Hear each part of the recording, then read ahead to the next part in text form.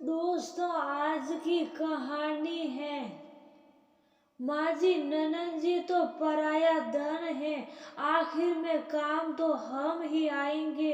दोस्तों, कहानी शुरू करने से पहले अगर आपने हमारे चैनल को अभी तक सब्सक्राइब नहीं किया हो तो कर लीजिए ताकि आपके पास पहुंच सके हर नया वीडियो। सुबी का फोन बज रहा था, उठा ही नहीं पा रही थी। सुबह सुबह इतना काम होता है न घर में। आकाश देख भी रहा था, फिर भी उसने नहीं तो फोन देखा नहीं उसे लाकर दिया। खैर फ्री होकर सुबी ने अपना फोन चेक किया। सबसे पहले अनजाने नंबर से कॉल था। उसने पलट कर फोन लगाया तो उधर से आवाज आई, सुबी दीदी। उसने बोला, हाँ मैं सुबी बोल रही हूँ, आप कौन? दूसरी तरफ से आवाज आई, दीदी हम माला बोल रहे, मम्मी जी के यहाँ से आपको सुबह हमने फोन किया था। दीदी सुबी को आलस्य हुआ और परेशानी भी। बोली, हाँ हाँ बोलो माला, क्या हुआ? सब ठीक तो है ना?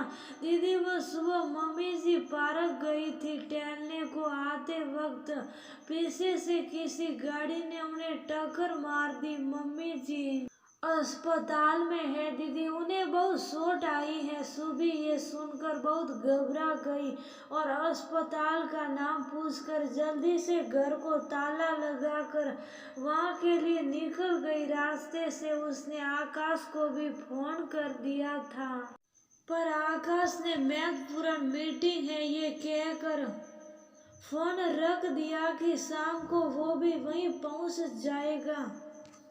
सुबी ने कैब पकड़ी और उसे अस्पताल जाने का निर्देश देकर आंखें बंद करके बैठ गई। सुबी का भाई बेंगलोर में था, वो शादी के बाद वहीं का होकर रह गया था। दिल्ली कम ही आना होता था उसका और मम्मी जी वहाँ जाती नहीं थी। पापा के जाने के बाद भी मम्मी को भैया ने बेंगलोर आने के लिए एक दो बार बोला भी, पर पता नहीं मम्मी जा नहीं पाई या भैया भाभी की वजह से ले जा नहीं पाया। उसने भैया को फोन करके बता दिया था, उसने भी आकाश की तरफ प्रतिक्रिया दी थी। अब कह और कर भी क्या सकती थी? मम्मी ही तो थी जो औरत होकर भी औरत को हमेशा दोयम दर्जे का, पुरुष के नीचे रहने वाली, पुरुष की हर बात मानने वाली श्रेणी में रखती थी। उन्होंने सुबी की परवरिश भी इसी सोच के साथ की थी। सुबी को सुबी से ज्यादा पराया धन कहकर बुलाया होगा। शायद माँ ने उसे हर बात में भैया की सलाह देना और सुबी का सही होते हुए भी हमेशा डांट देना, यही सोच थी माँ की शुरू से। पापा के समझाने का भी उन पर कोई असर ना था। पापा की वजह से सुबी अपना ग्रेजुएशन पूरा कर पाई थी, वरना मम्मी ने तो 12वीं के बाद ही घर में हंगामा मचाना शुरू कर दिया कि लड़की जात है, इतना पढ़ाकर करना क्या है, दूसरे घर ही तो जाना है, जितना जल्दी हो हाथ पीले कर दो, हम लोग गंगा नहा ले, आदि आदि। ड्राइवर ने जैसे ही अस्पताल के सामने गाड़ी रोकी तो वह अतीत की पुरानी यादों से निकलकर बाहर आ गई।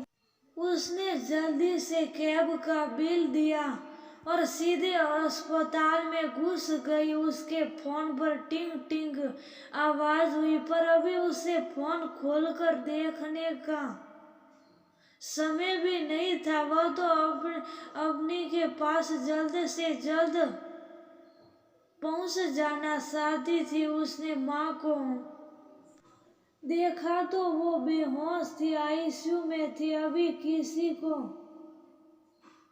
उनके पास जाने की इजाजत नहीं थी। सुबी ने डॉक्टर से बात की तो उन्होंने उसे पूरी डिटेल्स दी और बताया कि दुर्घटना से तो वह सुरक्षित थे, पर जब उनके टेस्ट किए गए तो उनकी एक किडनी पूरी तरह से खराब है। आप जल्द से जल्द परिवार को बुला लीजिए और डोनर का इंतजाम भी कीजिए।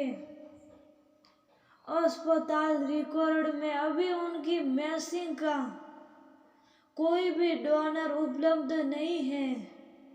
सुबह अकेली 7 वर्षीय आईसीयू के बाहर बैठी थी।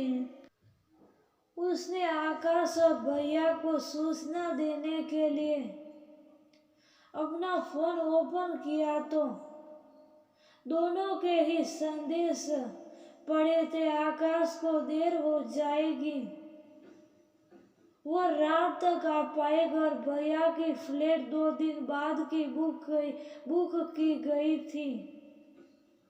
उसने फोन वापस रख लिया और सीधे डॉक्टर के पास गई। रात को आकाश जब अस्पताल आया तो वह बहुत नाराज था। सुबह के इस फैसले से उसने खुद अकेले इतना बड़ा फैसला क्यों लिया। वह फोन भी तो कर सकती थी और इंतजार भी तो कर सकती थी, पर सुबह ने उसको कोई जवाब नहीं दिया और वह अभी उस स्थिति में भी नहीं थी कि जवाब दे सके। 2 दिन बाद भाई भी आ गया था, बस औपचारिकता जैसे। उसने तो सुबह से कुछ कहा भी नहीं, जैसे कुछ हुआ ही न हो। माँ को भी होश आ चुका था और आकाश ने उन्हें सब कुछ बता दिया था। माँ के सामने जब सुबह गई तो माँ ने आंखें बंद कर ली और उसमें से अनगिनत आंसू बहे जा रहे थे, जैसे कह रहे हो, सुबह तुम पराया धन नहीं, मेरा स्वाभिमान हो बेटा।